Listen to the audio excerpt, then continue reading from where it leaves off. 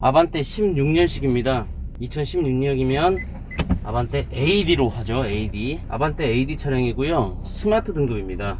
고객님들이 많이 찾는 스마트 키와 내비게이션이 장착이 되어 있는데 내비게이션은 사제입니다. 차량은 제가 저번 주에 그러니까 일주일 전에 차량을 고객님 회사로 가서 체크를 해보고 일단은 제가 무사고 판정을 하고 매입을 했습니다. 지금 성능장으로 이동하면서 차량을 한번 시운전도 해보면서 체크를 해보는데요. 차량 매입을 하고 차를 저희 매장으로 가지고 올 때는 탁송 아저씨에게 부탁을 해서 갖고 왔기 때문에 운전을 해보지 않았어요. 그래서 지금 운전을 해보고 있는데 지금 뭐 이제 막 차를 빼가지고 차 상태가 어떤지 정확히 판단은 안 섭니다.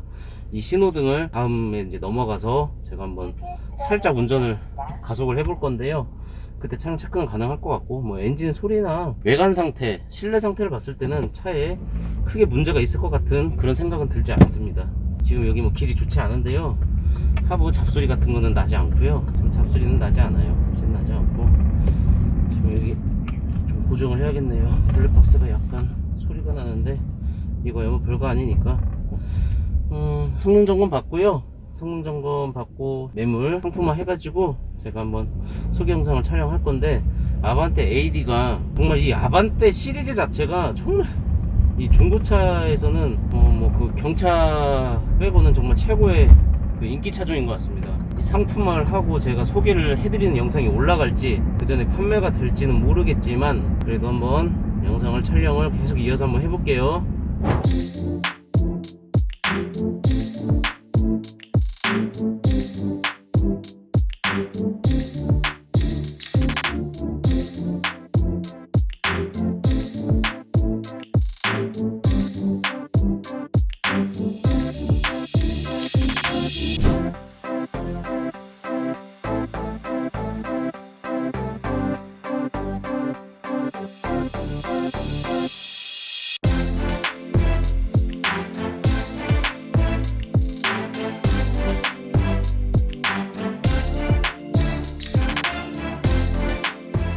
안녕하세요. 이상모터스의 양병준입니다. 이번 차량은 아반떼 AD 차량입니다. 이 아반떼 AD는 뭐 특별하게 설명해 드릴 것도 없는 정말 최고의 인기 차량입니다. 뭐 준준형에서는 뭐 단연 최고의 차량이죠. 뭐 기아의 K3도 있긴 한데요. 확실히 아반떼는 꾸준한 것 같습니다. 꾸준하고 신차가 대비해서도 그 중고차 가격 방어율도 굉장히 좋고 최고의 차죠. 이 차는 2016년 7월식 스마트 등급의 71,000km 무사고 차량이고 하부 상태 올영 판정을 받은 특 A급 차량입니다. 이 차량 같은 경우에는 제가 뭐 차량을 현장에 보러 갔었고 전반적으로 차가 A급이라고 제가 판정을 하고 뭐 현장에서 제가 전화 유선상으로도 가격 말씀드렸던 금액에서 뭐 조정 없이 그대로 매입한 차량입니다. 사고에 대한 설명도 해드릴 게 없고 하부 상태도 올영 판정이기 때문에 이제 바로 외관하고 실내 한번 보여드리겠습니다. 자, 아반떼 AD 이 스마트 등급이기 때문에 큰 휠은 아니죠. 예, 등급별 옵션 차이는 제가 이 외관 한번 싹 살펴본 후에 따로 설명을 해드릴게요. 자, 사이드 리피터 장착되어 있고 외관에 뭐 큰 흠이나 문콕 같은 건 보이지 않습니다. 근데 아쉬운 거 하나 찾았어요. 아쉬운 거는 범버 모서리 쪽에 약간의 스크래치가 있는데 그렇게 큰 스크래치는 아닌 것 같습니다. 그리고 이 뒷면에서 잠깐 제가 고민했던 게 이 머플러 쪽 양쪽에 쌍 머플러가 있는데 소리가 크지 않더라고요. 그래서 제가 밑에 훅 들어가서 봤습니다. 봤더니 팁만 해놓은 거예요. 팁만. 그래서 검사 받는데도 문제가 없고요. 구조 변경 할 필요 없는 외관만 이렇게 보여주는 그냥 하나의 뭐 디자인적인 그런 머플러 팁이라고 보시면 되고요. 사제 내비게이션 장착되어 있어서 후방 카메라 장착되어 있고 후방 감지기는 순정으로 장착되어 있습니다. 트렁크 스위치는 정 가운데 쪽에서 이렇게 열면 됩니다. 아반떼 트렁크입니다. 넓진 않죠. 넓진 않아요. 자, 그래도 이 차주분이 그냥 신차 때 그대로, 이거는 블랙박스 장착하셨던 그 박스와 신차 때 받으셨던 그 박스, 신차 때 받았던 털이개 그대로 다 두셨어요. 타이어 키트까지 사용도 안 하셨어요. 자, 바닥 굉장히 깨끗하죠. 이분이 그냥 아이와 타던 차예요. 그냥 아이가 하나 있었고 그냥 가정용으로 타시던, 출퇴근용으로 타시던 차인데 이번에 이제 SUV로 아이가 크는 바람에 SUV 신차가 출고가 되면서 판매한 차량입니다. 차는 굉장히 깨끗하고 비흡연 차량입니다. 자, 타이어 같은 경우에는 그냥 뭐 한 2만 킬로 이상 타실 수 있을 것 같아요. 한 70~80%는 남아 있습니다. 자, 외관 이 정도 보시고 제가 시동 걸고 엔진룸 한번 보여드릴게요. 자, 이 아반떼는 중고차 보실 때 엔진 소리를 좀 잘 들어보셔야죠. 항상 얘기하는 GDI 엔진. 이 GDI 엔진은 아반떼 MD 때부터 뭐 포르테, K3, 만초, 소울 정말 많아요. 이 GDI 엔진 소리가 이게 정상이에요. 근데 약간 이제 시운전 해봤을 때 뭐 노킹음이라든지 깡통 치는 소리, 저속에서 고속으로 갈 때 밑에서 깔깔깔 대는 소리, 길거리에서 한번 들어보셨을 겁니다. 차가 지나가는데 깔깔깔깔 하면서 가는 차, 그게 노킹음이거든요. 그런 게 있다면 이 차가 조금 이제 문제가 있다, 그렇게 생각을 하시고, 만약에 그런 소리가 나는 차를 구입을 하셔야 된다면 수리까지 받아서 구입을 하셔야지, 뭐 중고차인데 그냥 뭐 타도 되겠지 그런 생각 하시면 안 됩니다. 수입이 굉장히 비쌉니다. 그렇게 체크를 하시고, 뭐 이제 사고가 있거나 그러면 이제 사고에 대한 설명을 해드릴 텐데, 사고가 없기 때문에 이 정도만 보시면 될 것 같습니다. 엔진 소리 굉장히 좋고요. 이 엔진룸 자체도 어디 누유가 보이는 곳이 전혀 없습니다.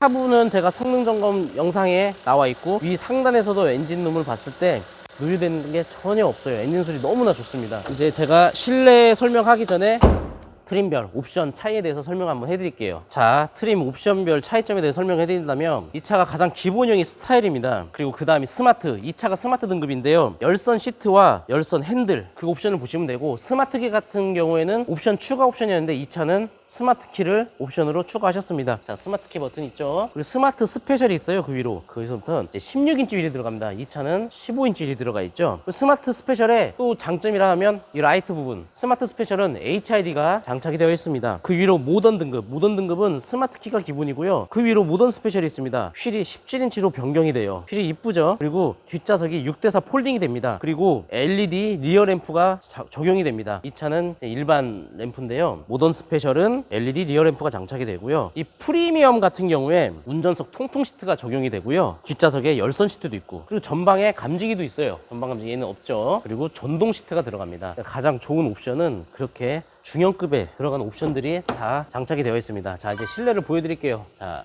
윈도우 스위치 어디 닳거나 부서지거나 그런 거 없고요. 등급이 스마트 등급이기 때문에 전동 시트는 없어요. 이제 실내로 한번 들어가 볼게요.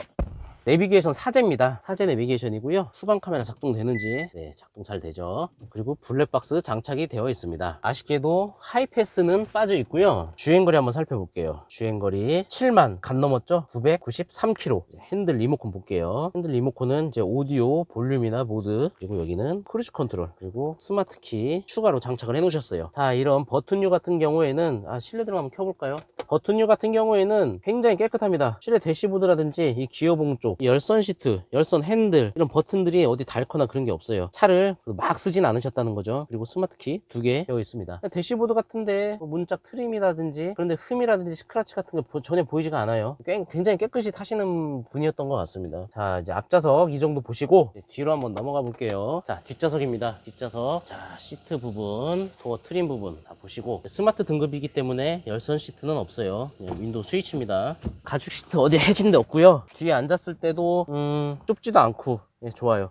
뒷좌석 에어밴드까지 장착이 되어 있어서 에어컨이나 히터 켰을 때 굉장히 쾌적함을 줄 수가 있죠. 자, 천장 부분 같은 경우에 자, 어떤가요? 깨끗하죠? 천장을 많이 놓치세요. 차 구입하실 때. 천장 부분 전반적으로 깨끗합니다. 해진 데 없죠. 예. 뒷좌석에 앉았을 때 소형차긴 하지만, 준준형 차긴 하지만, 그래도 레그룸 같은 경우나 이 헤드룸 같은 경우에 좁다는 생각은 들지 않아요. 이 소형 SUV보다는 확실히 넓습니다. 소나타보다는 좁지만 그래도 뒷좌석이 불편하다 그렇게 느껴지는 부분은 없고요. 이 차 자체도 실내 쾌적함이나 그런 거는 굉장히 A급이다, 그렇게 판정이 드네요. 자, 아반떼 AD, 제가 이 GDI 엔진에 대해서 잠깐 설명해드렸고, 실내에서 핸들 얘기한다면 깜빡했습니다. MDPS 많이 들어보셨죠? 이 핸들링 많이 체크해 보셔야 돼요. 운전도 해보시고, 저속, 고속에서 핸들링이 어떤지, 핸들링이 굉장히 이질감이 느껴지는지, 자석 미는 것처럼 뭐 N극과 N극처럼 이렇게 막 밀리잖아요. 이렇게 딱딱 이렇게 그런 느낌이 핸들링 할 때 느껴지는지, 그런 걸 체크를 하셔야 됩니다. 굉장히 비싸요. MDPS 고장나면 굉장히 비쌉니다. 그거 꼭 체크하시면서 아반떼 AD 구입하셔야 되고요. 아반떼 AD는 시세가 한 700에서 한 1600선, 한 1700선까지 있어요. 근데 1700, 800선이 가면은 사실 그 다음 버전 뉴 아반떼